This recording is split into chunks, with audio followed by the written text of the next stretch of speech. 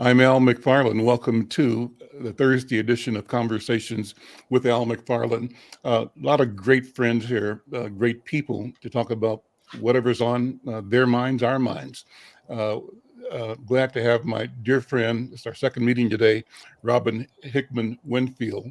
And Robin is, for those who don't know, the niece of Gordon Parks, and she's been a champion of his legacy, of his work. She's also from a mom and dad in St. Paul that are legendary community builders and workers. And Robin is a legend in her own right. I think she's an Emmy Award winning, am I correct, Robin? Television producer. No, I think your bandwidth must be uh, shaky, but I think you're frozen again. But Robin is here, and I wanted her to talk about it's the closing days of it, but the program called uh, let's see, here we go. I'm going to bring this up. The program in St. Paul, it's ending this Sunday, called Portrait of a Young Artist. And let me make this one bigger. Uh, and in collaboration with Robin Hickman Winfield, this is a production that talks about uh, the work of Gordon Parks. Robin, are you with us live now or not? I am live. I don't know if it's a connection or what's going on over Okay. here in Well, we St. hear you Paul. now, but let me Okay. ask Thank you you so much for the intro. to talk Yeah. about this important production. And the main thing today is to let people know that there's a chance to sit in or enjoy a special session this Sunday. So, talk about the production. Talk about your uncle first of all. Right. Fill in it if I do go off. But Sunday I'll be a part of the talk back. But this has been an 8 year in the making production of the life, not Uncle Gordon's later life, but his early life here in St. Paul. The inspiration of his mother, the inspiration of the Rondo community on his life. And for many young people, and young people have seen it and loved it. When the Gordon Parks High School, the whole school went, those young people loved this story and seeing that much like their own lives, Uncle Gordon's life and his early life here in the Twin Cities, fighting racism and poverty and violence, choosing his camera to fight those ills. His camera is his weapon, but it talks about even before picking up his camera, what he had to endure as a young. Frozen again. Well, maybe she'll come back in. And I don't know, Jonathan. Jonathan, you and Yusef probably know a lot about the Gordon Park story because he would have been a fixture Yeah, at Halley Q. Go ahead, Robin. You're back. right, he would have been. And I'm so sorry. I don't understand. It's my first time on this platform. But I would just like to say, in case I've cut off, this has been an amazing partnership with the History Theater. But we have a black playwright, a black director. Technology. There we go again. So that's sort of a bandwidth challenge. Jump in, Yusef and Jonathan. Just fill in until she comes back in. Right. I'm There going to she get is it again. in when I Go can. ahead. Satu Go ahead. Jones, Satu Jones, this the set designer, Darnell Davis, the music director, grew up in Bishop Stanley Neal Frazier's church, the actors. So we're talking about many black men that were a part of this production. So when we talk about what does it look like when Black Lives Matter, you're looking at this play. That's just what it looks like. It has been an amazing, amazing journey to see young black men look at visions of possibilities throughout not only the play, but the creative team that made this play happen, the reviews that we have gotten. So for me and for the family, again, experiencing the play, it's something deeper. But to have this vision 8 years ago and to see the victory of it happening and play out on the stage has been amazing. So I need our people being with people from Rondo, elders from Rondo that have seen it and say, this is not just your uncle's story, this is our story. I've just been so excited. So I urge our folks to go out and see it. There are still tickets available, but on Sunday, that's our last performance, and I will be doing a talk back with the cast. Um, but again, I've wept when I've watched it with our young people who have just been so excited. Actors have come to the school to talk to the young people about the production. So, and also the work of Here we go again. Al, do you want me to go backstage and mute? I don't think it matters. I think it's Oh, her okay. bandwidth. I think you're Oh, okay. okay. She'll come back in. There we go. I'm so sorry. Last Yeah. thing I'll say, because I could cut off again.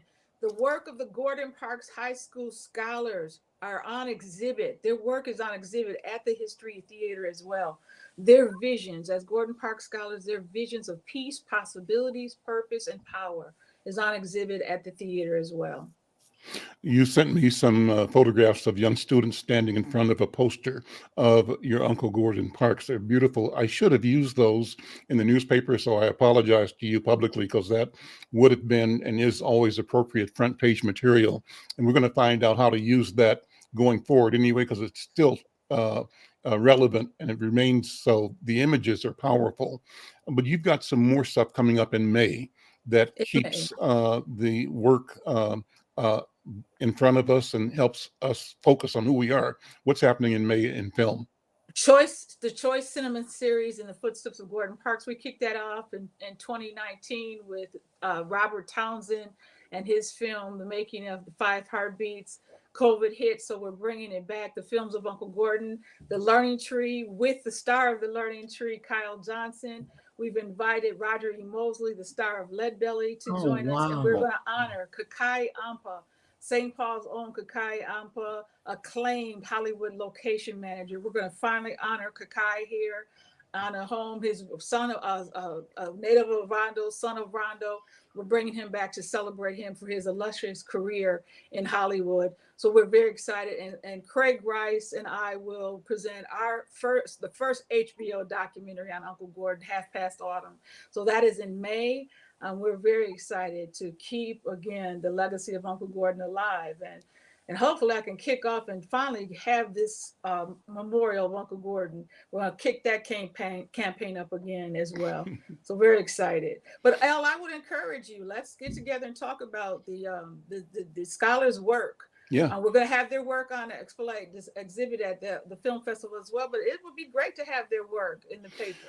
We should bring them to this program, figure out a way to get them on and have them tell their story, show their work, showcase their work, give them the props that they deserve, and help motivate them to, really focus on the kind of world that they're going to be responsible for creating. I think that'd be cool. That would be, it's strong. We're going to work with In Black Ink to have that be their yearbook for this year. Those vision statements. So I thank you for having me on, though. And I encourage our people, go and experience Parks. There we go. We lost her again. Please give our best to Stephen. Yeah. So, okay. Well, listen, Robin, thank you so much. I was going to say that my first interview with your uncle was when A Learning Tree came out. I was a reporter then at the St. Paul Pioneer Press. And I remember having the chance to, I'm not sure if I met him then or I just did a telephone interview with him, but I know it was at the launch of The Learning Tree, the film. That's where I first saw it. And it was just really great. So, and then I've had several times to interview him over the years and to write stories about him, both for the Pioneer Press and for Insight and on KFAI radio, but always a powerful, deep, empathetic, and brilliant mind and spirit to be around and to listen to and to learn from. So, yeah. And Robin, before I let you go, take a minute or two to talk about Robin Hickman, because you've done so much. You are doing so much in your doll business, in your mentoring business. You're back in television now over at TPT2, right? At TPT, Don't Believe the Hype is back. To return after 20 years, that's only God. And actually, the Hype crew interviewed actors and the director and the playwright at the park. So that's their first big stories. But after 20 years, Don't Believe the Hype, we've returned. And so I'm just blessed to be back at TPT and bringing back Don't Believe the Hype. But my greatest blessing is I am married now. Stevie and I finally did it. So to be Mrs. Winfield is my greatest blessing. So I'm basking in blessings right now. We'll give our regards to Brother Stephen. Thank you. Okay. Thank you, Robin. Thank you so much, Al. Stay as long as you want. We're just going to keep kicking it around. It just keeps going on, but I will stay as long and as this is unscripted. We talk and share. Jonathan Palmer's here. Jonathan and I were on yesterday with a great, was yesterday, day before yesterday, Tuesday, with a great conversation. Jonathan, how you doing now? Doing pretty good, and just happy to be here. It's a lot of interesting stuff going on in the world right now, and as we're looking across the globe, and we're dealing with or finishing up the confirmation of Judge Ketanji Brown Jackson, and all of the fun experiences that we're seeing. Let me ask Angela, how are you doing? Good to see you. Hello, good to see you as well. I'm doing well today. Well, let me ask you and Yusef and Jonathan to sort of go around talking about the two things, and however you want to take it, the confirmation that's going on right now, the hearings, what your sense is of the development and what it means, what the moment means for us individually, collectively, and long term. That's number one. But then the second thing, I sent you all a note about yesterday's decision by the state attorney general and by Hennepin County Attorney Freeman and State Attorney General Keith Ellison that there would not be charges against the officers involved in the shooting death of Amir Locke in a no-knock raid last month. Any impressions, feelings, thoughts about either of those two activities? I'll start with you, Angela. Yes, for the Amir Locke situation, as I've been following the situation. I've been actually at the press conferences previously with the family. Yesterday, I was in class during their press conference. But I did happen to scan over the document that Attorney General Keith Ellison released. And I would actually really encourage folks to scan over it. It is a long document, so, you don't have to go very, very deep into it. But essentially, the argument that Attorney General Keith Ellison makes is also what he said on the radio on NPR yesterday, is that he believes it would actually be unethical for him to charge the officer Mark Hammerman for the murder of Amir Locke, as the situation was that Mark Hammerman was following the procedures of the Minneapolis police department. That no-knock warrant, he does say that Amir Locke unequivocally would be alive if it wasn't for that no-knock warrant that was executed by the Minneapolis Police Department. And so I think that this is a larger question around who is accountable for the murder of Amir Locke. And for me, I do believe that the city of Minneapolis should be held accountable for the murder of Amir Locke. And I think that this is also how, unfortunately, we've come to see a lot of these criminal cases. This is one of the most recent times that we've seen we haven't seen a officer being charged with anything. Derek Chauvin was charged and convicted. Kim Potter was charged and convicted. And so folks in the community might feel like this instance should follow along with Derek Chauvin and Kim Potter. But again, in those situations, I felt like still, even especially with the murder of George Floyd, that the city of Minneapolis should be held accountable, right, for their practices. And because they charged Derek Chauvin, the major defense that Derek Chauvin tried to mount was that this was within the policies of the MPD. See, that argument didn't go off well, and that's why they had Chief Arredondo on the stand saying, no, this is actually not the policies or practices of MPD stated. But in the Amir Locke situation, there was unequivocally no confusion that this is the policies of the Minneapolis Police Department, and they actually had to change it. And it wasn't until this week that it was officially changed that Minneapolis would no longer take no-knock warrants. So this is a situation where, again, we can't rely on the law to tell us what murder is, right? The law, there's a legal definition of murder, And then there is a definition of what we know when we see it. And then there's a question of who should be held liable, who should be held accountable to the murders of Black men in our city. And so it's a very nuanced, complex argument. And I'm really sad and I'm really heartbroken by the pain that this family has to go through. But it also addresses legally that our legal system right now doesn't have the capabilities, even in this situation, to get justice that the family wants to see.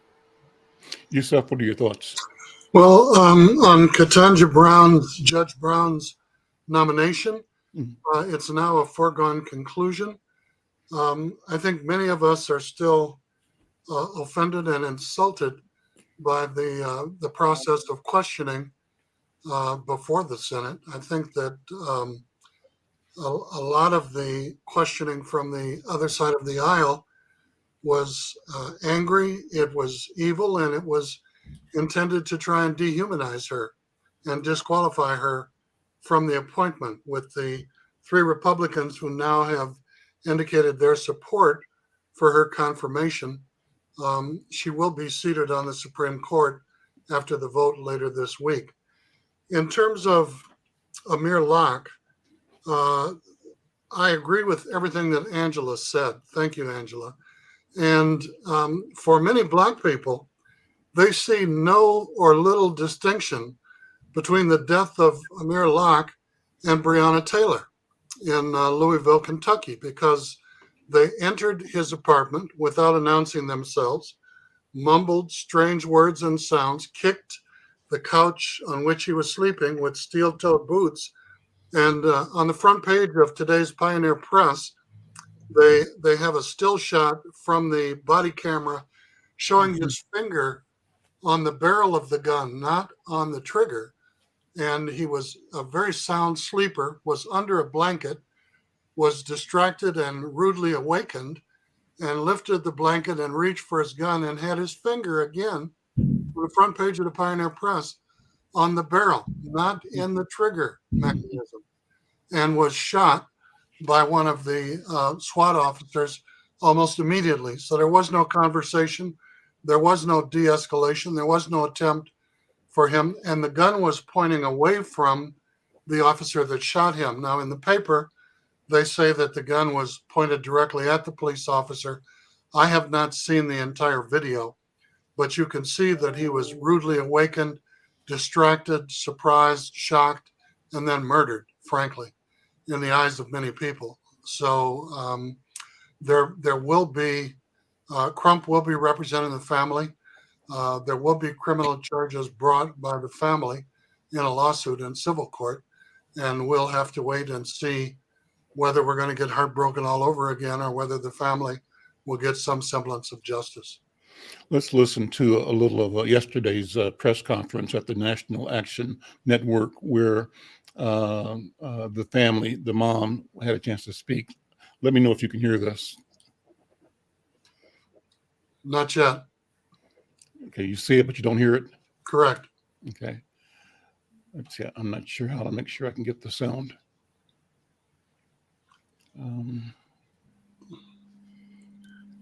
There's usually a speaker with a slash through it, and you have to click on that somewhere along the bottom of the picture. Well, I'm hearing it here locally, but I'm not hearing it through my headsets. You might have to share your audio through the when you share the screen. You might have to share the audio through the application. Let me do that. I'm gonna stop this and come back to it and try to do it that way. Stop screen. I'll do that, and I'll come back at it. Jonathan, while I'm doing that, why don't you weigh in on this? What are your thoughts on this or anything else? Well, like Yusuf, I really appreciate and agree with Angela's breakdown. That was very thorough. Thank you. The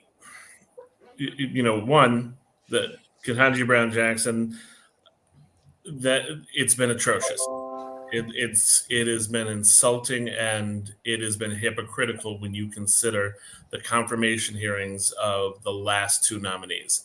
But there's a distinct difference, of course, with Judge Jackson from the other two, and it highlights the fact of how much Black people, and especially Black women, have to go through so much more, have to deal with so much more, have to be confronted with things that are ridiculous and absurd in order to just be part of a system and get the same job as a white person. And when you look at the lack of dignified behavior from Congress, these are supposed to be our lawmakers. These are supposed to be the people who go ahead and represent us. And to have the kind of ridiculous questions come up, the kinds of absurd pieces from "Are babies racist?" on over to defining women and so many other things. It was just offensive all the way around.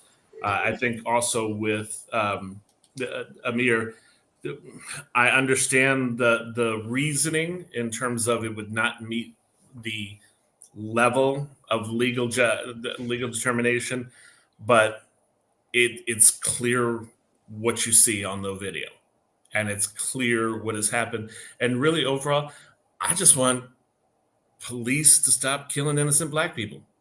I mean, that's the bottom line. We're not asking for something outrageous. We're asking for just please stop killing us. That's all.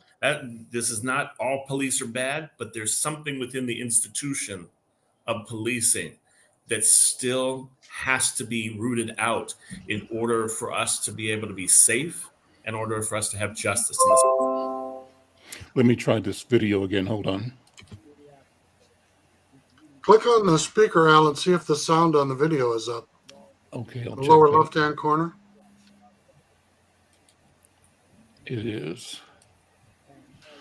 I'm sharing it through the computer now, but let's see. You're still not hearing it? No.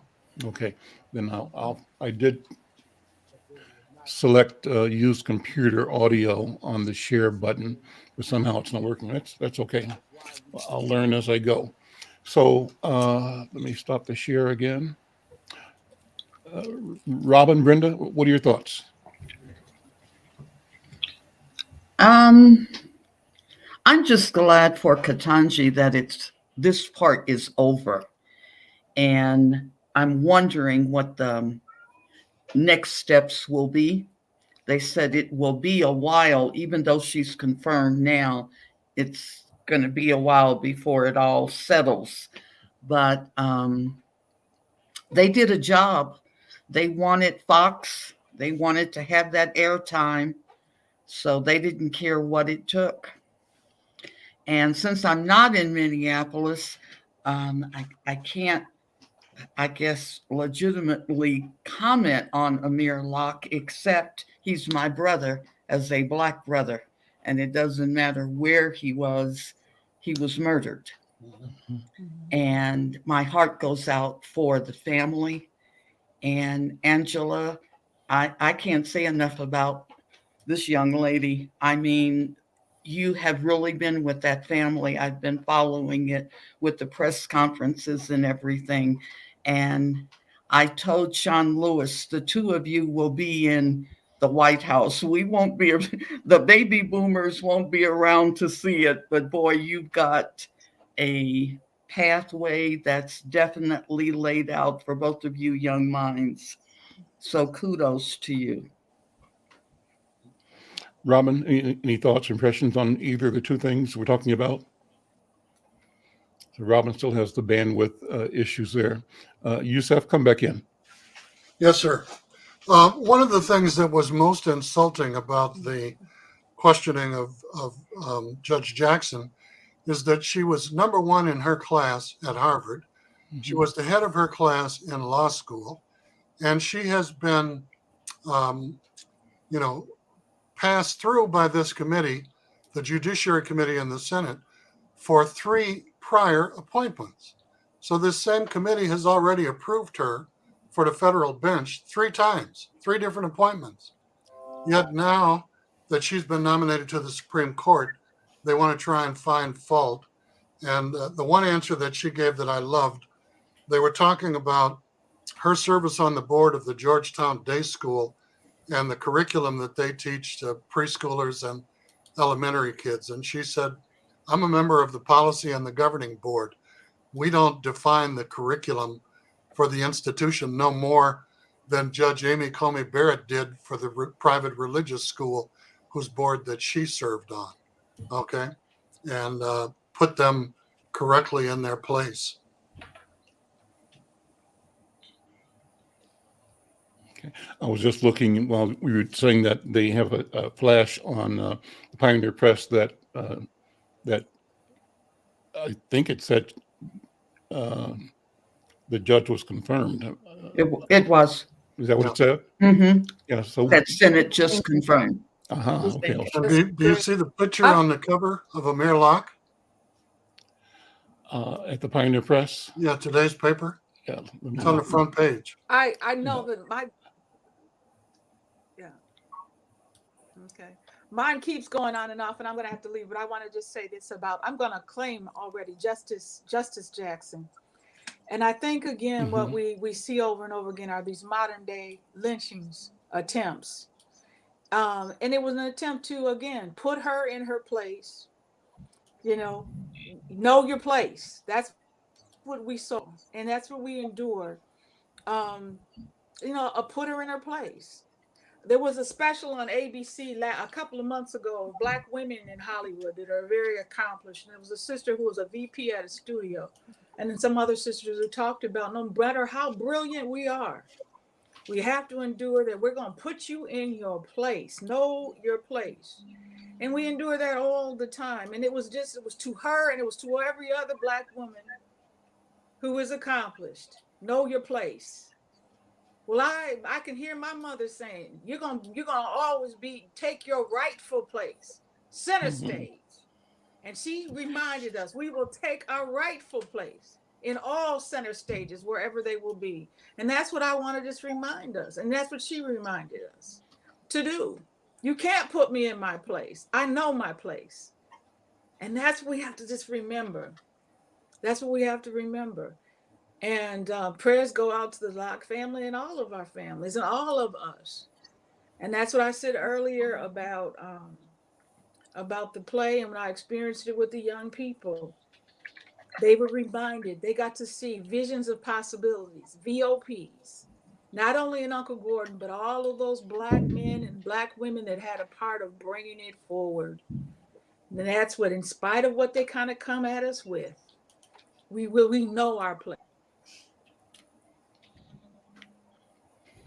Great. Jonathan, jump in. I totally agree. I mean, her place is on the Supreme Court, and now it is official. Bye-bye. Yeah. And the other piece, I think there is I'm sure there's some fear and concern that she is going to be on there and she is going to bring a sense of justice that has been absent, that has been missing. And when you look at what's going on right now around the January 6th insurrection and Clarence Thomas and his wife, there's an unethical piece that is happening there. This is the highest court in the land. Ethics is supposed to be their whole thing. And yet, as this is being exposed, you see, I mean, from my opinion, Clarence has always been an embarrassment on the court. But right now, when you're seeing how it's connected in to the insurrection that was attempted in our country, it shows how deep this corruption goes. It shows how far and how much of a blind eye that conservatives are willing to show to this. This is not right. And so she will bring a welcome sense of reason, a welcome sense of integrity. And I think she makes conservatives scared because of that very thing. This is the CNN Politics headline. Live update: Ketanji Brown Jackson becomes the first Black woman confirmed to the Supreme Court. And I think it's a big deal. It's a big day, a big deal for us. And let me go back to Angela Rose. Impressions, thoughts, Angela, on this nomination again? I'm just so incredibly proud. I'm very, very grateful to be here in this moment witnessing Justice Ketanji Brown Jackson's confirmation. It really, her words, she was, during her confirmation hearing, she talked about a moment when she was on Harvard's campus when she didn't know, if this was the place, if that was the place for her. And there was a Black woman who came up to her on the yard and said, persevere. And when she was talking about that moment, she herself got teared up and choked up. And I was driving and I was listening to this on NPR and I had to pull over to break down in tears. Because, I've felt similar when I was on Columbia's campus. And, it really does show that no matter what you go through and no matter the lows that you might experience in your own life, there is really, if you keep working, if you keep persevering, and if you keep in a lot of ways following your heart, you can find these places. And she's not just the most qualified judge on the Supreme Court, in my opinion, justice on the Supreme Court, but she's had experience throughout multiple modes and fields within law. So as a public defender, she fought for, she fought for us in a lot of ways, in a lot of different areas. And so I'm just so incredibly proud to see her. And I just want, the other young Black women who feel like they don't belong in the predominantly white space that they are existing in. I want them to know to persevere. And then also that, to be a Ketanji Brown Jackson, it doesn't just happen. She didn't just appear. She worked very hard in every step of her life. Even at her lowest, even her lowest points prepared her for this moment. Yusuf, you were going to jump in there?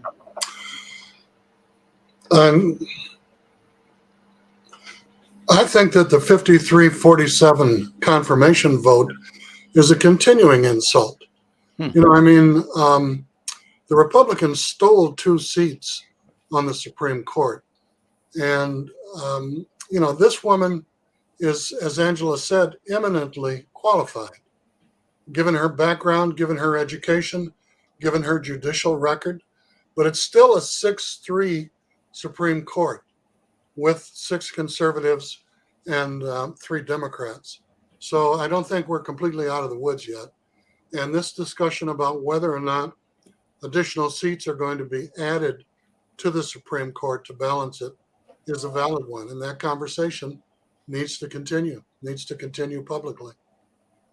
Angela, what was your statement last week about how democracy has been weakened? I don't think the word weaken. I can't think of it, but how GOP, how political candidates, all of these people have been showing their stripes of hatred and division and corruption. And you made this powerful statement about young people looking at democracy now and trying to define it. I had the same conversation with my daughter about an hour ago. And, it's like, we're just looking at this. And we have to be the voice. And you were the voice last week with that statement. And I thought about that. And then Dr. Irma McFarlane said the same thing. Democracy is under attack. And Al asks all of the time, so what is the solution? Where do we go from here? As Martin asked. Yes, no, I don't fully remember exactly what I said last week, but one of the things that I have noticed is there is a question about the institution of democracy, of the American democracy, and particularly in young folk. You know, it was 2 years ago now. I was on a call with then Senator Kamala Harris, and she was running for president. And it was a group of young Black leadership, you know, across the country. And it was a Zoom. So it wasn't in person because it was still during the pandemic. And one young woman who was very impressive, you know, 18 years old in Chicago, was on the call, and they go through the list of, you know, her accomplishments. And one of the things that she said, she really actually became very passionate about what she was talking about. And she said, you know, when are we going to abolish politics? And when are we need to start over when it comes to Wow. institutions? And this is a very smart young Black woman, right? And it struck me very much so that she was telling this to Kamala Harris, the senator at the time running for president, because this woman could have been the next president. And you're saying abolish politics, but I've seen that even thread of just a distrust in our democracy and the institutions that hold up our democracy in young folk. And they see something even as powerful as the confirmation of Justice Ketanji Brown Jackson as a furthering of criminal justice system that doesn't work for them, right? And as a furthering of just placing a Black representation onto a failed, flawed system.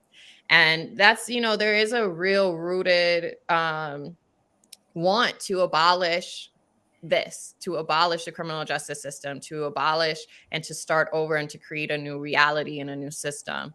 And that can be very scary. And I do see, you know, that possibility of a future happening with the current polarization that we have, because that's even something that right wingers want. You know, you hear about white supremacist preppers who are prepping for the next civil war. And they're willing to deconstruct our current government to get there. And so we're really in a powerless place that way.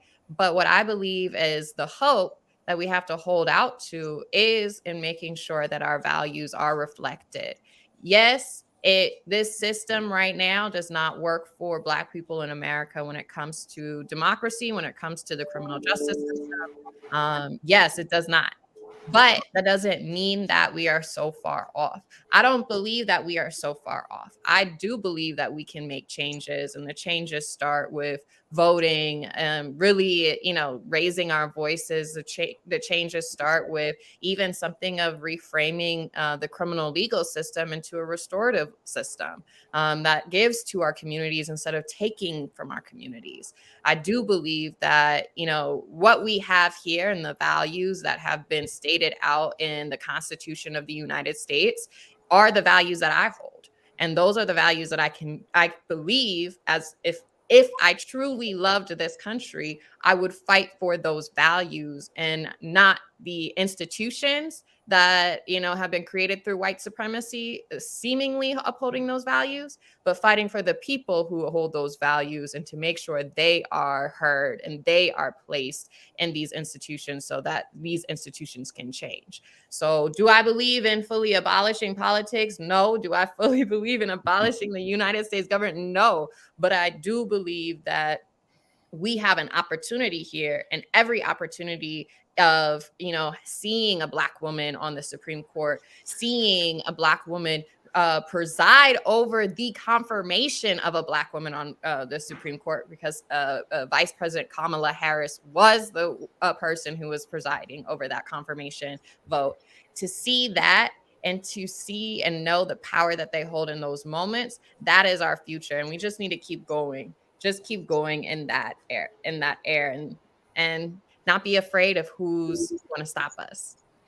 You are inspiring, Angela, I but mean, you move the needle though to difficult questions and difficult concepts, because if you say you love the values espoused in the Constitution, does that love imply that those values are just for people in the geographic country that we're in? Are the values that really ought to reflect how all human beings ought to be with other human beings, regardless of geography? And the questions you raise force us at some point in time to look at the artificiality or the reality of geographic definitions, boundaries, concepts, versus the greatest good for the greatest number of human beings.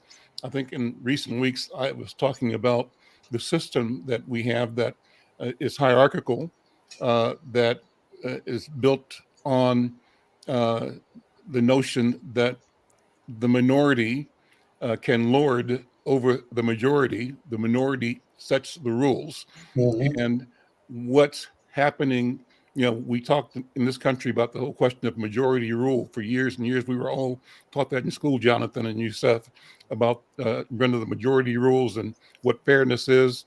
But what's happening before our eyes is a concerted effort to instill mechanisms that ensure the minority will retain power. That's the case in a number of countries around the world. It's kind of the case in the Western paradigm.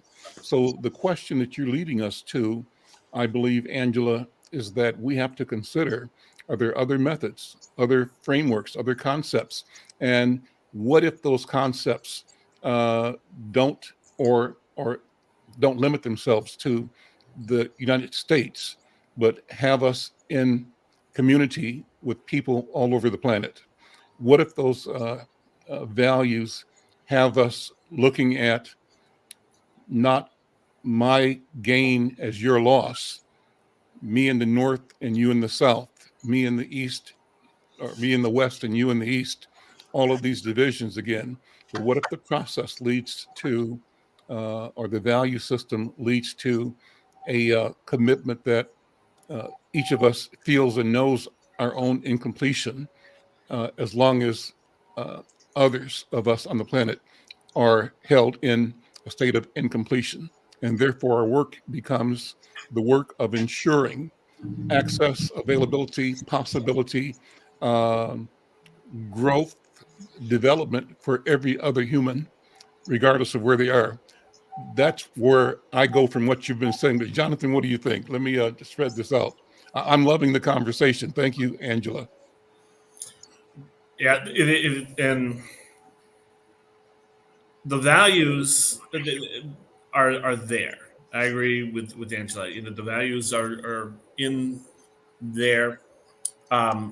Stretching it out to a global, worldwide thing would be great. But people have different systems. People have different values. People have different components. I'm a big sci-fi fan, so that's what they do in Star Trek. Everybody's all together as a united planet, and you get that peace. I think we're a long way from that, especially since the U.S. is supposed to be the superpower. And yet, internally, we have values expressed that we are critical of other countries in terms of human rights violations, but we're still doing the same things here in our country. And I love America. I love being here. I wouldn't want to, but there might be one or two other places, but this is where I've grown up. I love being here, but we have a system that was built on a flawed premise that all men are created equal. Right in that, you can't do that and have slavery. You can't do that, and you exclude women and everybody else. It is a larger piece. And so as we're going back and deconstructing that and trying to build those pieces back, take the good components, emphasize those, and drill down so that we can root out the bad parts. That's where you're seeing not a rise in racism, but an exposure of racism. It's always been there. The systemic racism is there. It's ingrained in our country, in the fabric. But now people are starting to see, oh, I didn't realize that was part of. Yes, it is. Yes, that kind of marginalization, the kinds of things that we've done, everything from redlining to drug policy, all of that has it inherent in it. And so as we go ahead and pull back those layers and start to see truly what the issues are, the work is going to be on, especially the younger generations, to fix these pieces, to go ahead and build that up. It's the requirement of the older generations to support young people that are coming up, because they're the ones that are going to be able to make the change. They're the ones that are going to go ahead and see this to fruition. And that's where we've got to focus, is fixing what was wrong from the beginning and going ahead and writing it. I'll close with one more allegory. So, big superhero fan. Al, you know this. Mhm. Right now, there's so many changes that are happening in like the Marvel universe with the characters, and you get, Samuel L. Jackson as Nick Fury, whereas if you go back to the old comic books, he was a white guy. And people are like, why do they keep bringing these characters and changing them into brown? America Chavez and all these other ones. And people don't realize that when comics started, they wouldn't let Black people be superheroes. Black Panther is the first Black superhero, and that's 1966, almost 30 years after superheroes started. So when we're talking about fixing things, we're not doing bad. We're fixing been right from the beginning, but never was. And that's what we've got to do with our country.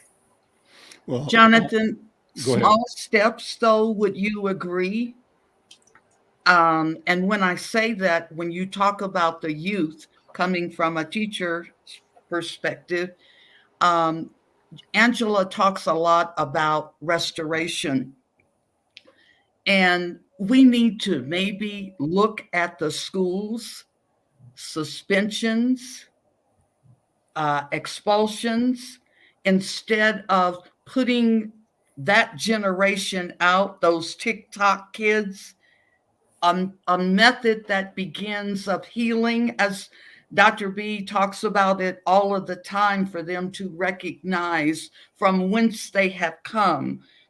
I always say all things are possible through Christ, and then in parentheses, and the spirits of my ancestors that strengthens me. So we need to start strengthening our kids, and just not the boys. Angela again talked about how many young girls and LGBTQ girls are incarcerated now. It's both of them. So the steps of working with the schools and working with the teachers to become sensitive, number one, of the 2 years these kids have been through and everything they've missed and how far they're behind. So we've got to take that part and say, let's concentrate on our youth. And you hit right on it. And I appreciate it, because I'm really concerned about them. They're saying now they're 5 to 9 months behind. Well, our kids were about 1.5 years behind before COVID. So the fight is on, and it's up to us.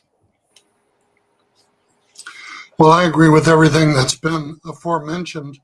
When we talk about values, we have to ask ourselves some critical questions, Al. Can you be Christian and racist at the same time? Can you be Christian and sexist or homophobic or xenophobic, or carry all these other germs that people spew in these internet, blackboards or Twitter, whatever kind of social media that they're involved in? Can you be a capitalist and be opposed to people making profits from war, from shipping arms to Israel. Do we really need 83 military bases in the continent of Africa? And what are they doing? And when we talk about the best interest of the United States, are we really talking about the best interest of Wall Street? Or are we talking about the best interest of the common people who inhabit this nation? And the fact that there were 1 million Native Americans, indigenous people in this country in 1980, that was the first time in over 100 years that population had exceeded 1 million people. That's the closest definition of genocide, shrouded beneath the veil of Western expansion under the guise of capitalism and slavery. Could we have slaves in the expanded West that I know of? And this lost cause, which suggests that the North had more of everything, so we were bound to win the Civil War. And, because the South allegedly were fighting for states' rights and not for the right to maintain slavery, feed a lot of crazy ideas. The previous president submitted his alleged phone logs and voicemails and texts and information from January 6th, and there's an 8-hour gap in the information. So the president of the United States had absolutely no communication with anybody from 11 a.m. in the morning until 6 or 7 o'clock that night. You can't make this stuff up, And when he appealed all the way to the Supreme Court not to have to turn over the records, who was the one justice who voted in favor of Trump not being required to submit that data to the House January 6th committee? The wife of the person who was encouraging the president to call out the National Guard and seize all of the voting equipment in the swing states that went for Biden. What's wrong with this picture? Okay. These folks never heard of recusal. And I hate to keep doing it, but there were 2 books that I frequently brought up. One of them called Democracy in Chains. The other, Dirty Money, that talked about the 30-year plan that the conservatives put in place to change the laws, take over the Supreme Court, and to ensure that the minority, the rich white conservatives, would continue to rule this country as a patriarchy for as long as possible. And they're doing it through the voter suppression, the 498 bills that have been introduced in 48 states to limit seniors, poor white people, people of color, and women and others from participating in the franchise and voting. We really have to ratchet up voter registration because we've got a lot of people with felonies in our community who can't vote, who have done their time, who have served their parole, their probation, who are locked out.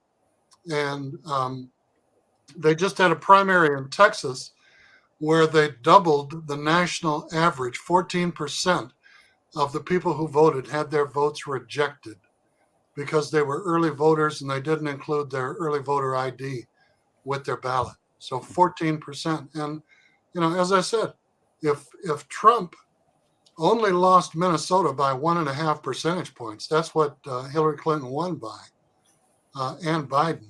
74 million people in this country do not agree with the values that we're suggesting right now on this program. So I think we have a lot of work to do.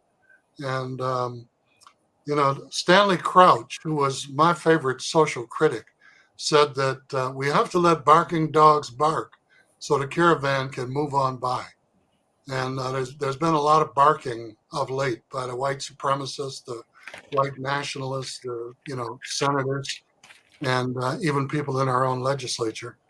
And we have to move beyond it and prioritize the actions that we think are going to ensure the rights of everyone in this community. And who were the number one beneficiaries of the civil rights movement?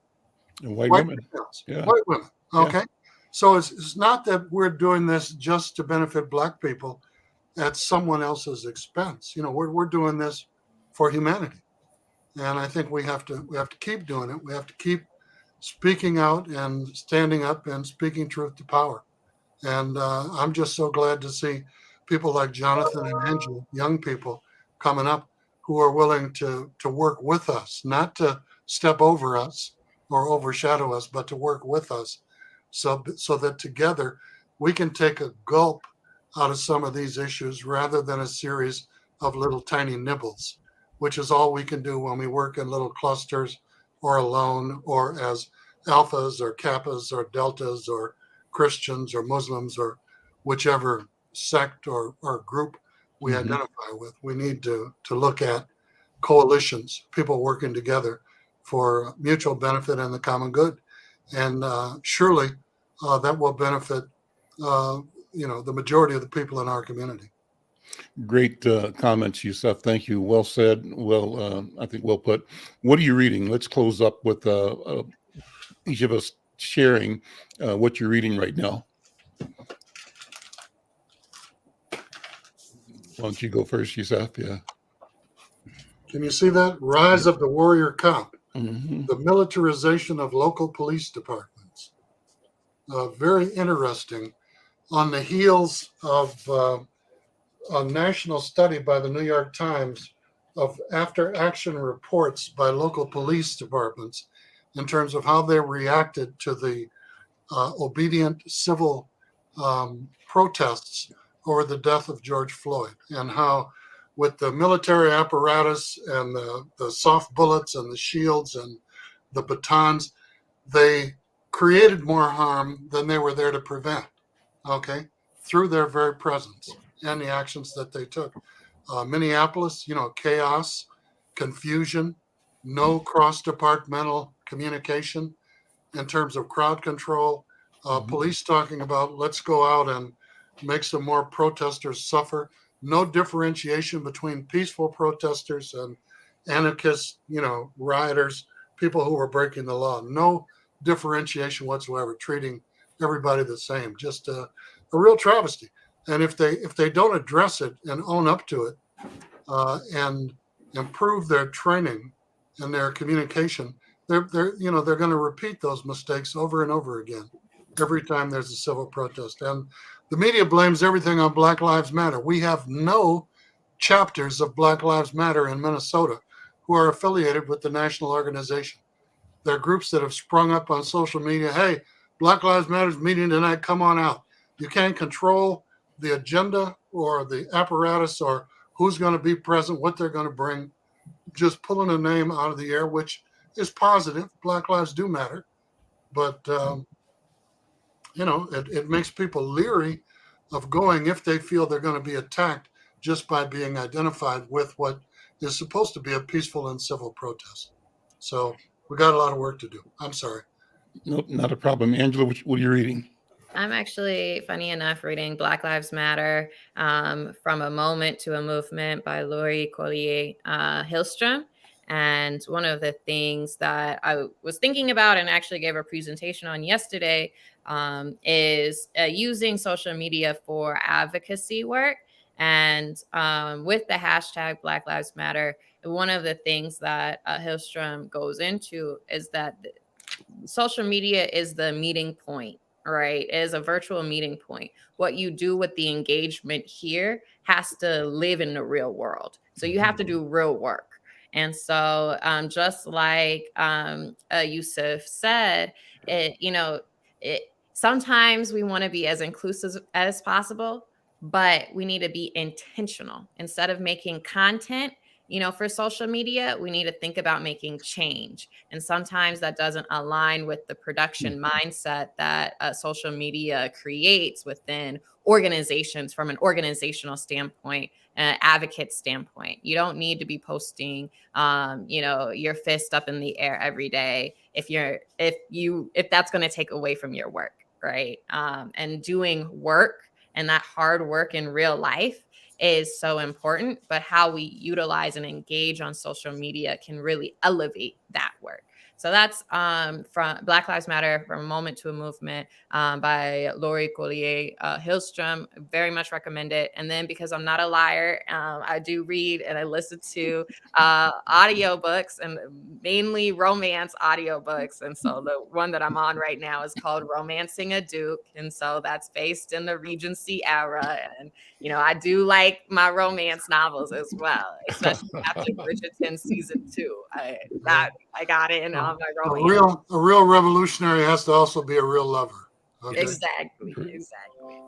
Jonathan, what you reading, man? I got 3 graphic novels.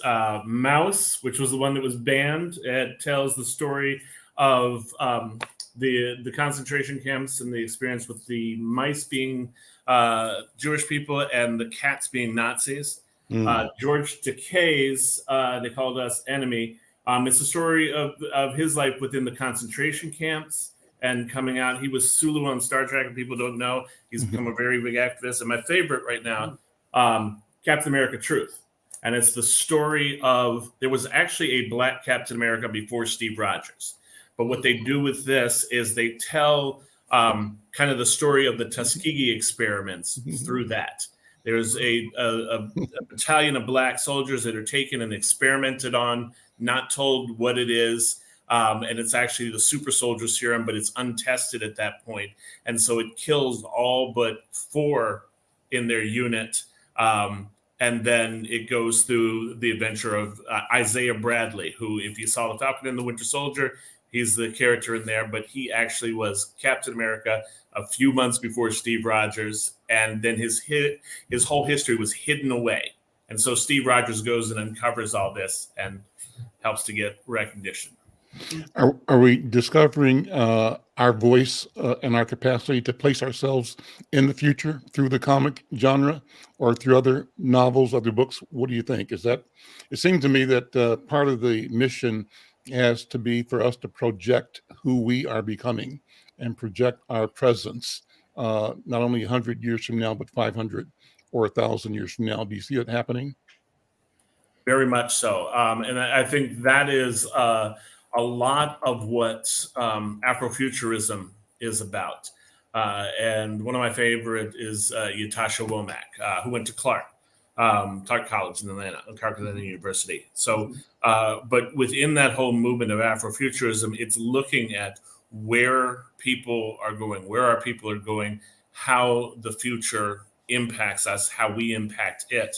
And a lot of it likens to, you know, what a modern day Wakanda would be, and that how that could be achieved and the direction that we go in. But yes, we're definitely heading into a bright future. Is that the laboratory that we use to create a model for a non-hierarchical society, for a cooperative system of being together, of being with each other in a way that allows us to respect each other and every other living thing, and respect the environment, the sentient and the non-sentient worlds? What do you think? I think very much so, to an extent. I mean, in Wakanda, it still had a monarchy, but there was still a lot more cooperation between people within the society. It worked much better as an idea of focusing on science, eliminating need, focusing on what was justice, and people having different roles. I mean, you did see nothing was perfect in the movie when there had some changes happen. But overall, when you talk about what Wakanda is and what it represents, Wakanda is the It's a Wonderful Life of the Black community. It's what would have happened if we had never been stolen away, if we had never been oppressed to the extent and the heights that we could have risen to. So I think it definitely presents a roadmap for getting there. Brenda, let me close with you. What are you reading? What are you looking at now? I'm working on a curriculum called Make That Change. I had written it with one of my students. And Yusef, I think you mentioned these books. Jacqueline Woodson, The Year We Learn to Fly, and The Day You Begin. And they are two powerful books by a wonderful Black children's literature author and researcher. And so I'm really enjoying this because I don't have time to do all of the deep, heavy, but because I'm writing and enjoying every bit of it. So, and Jonathan, thank you so much for a great interview the other day. It was moving and it was inspirational, and I'm looking forward to finishing my draft. Thank you. Well, listen, this has been a wonderful conversation. As always, thank you all. Thank you so much, Yusuf. Thank you, brother. Angela. Thank you, Jonathan. Thank you, Brenda. Thank you. I'm Al McFarlane. We'll see you tomorrow. Stay safe. The Healing Circle with Dr. Bravada Garrett Akinsanya. Tomorrow, we're going to be talking about sort of another take on the slap, and not to be on the sensationalism of what happened in Hollywood, but to talk about the question of violence, domestic violence in our communities, in our families. That'll be our topic tomorrow. Join us tomorrow. We'll see you. Take care. Bye-bye.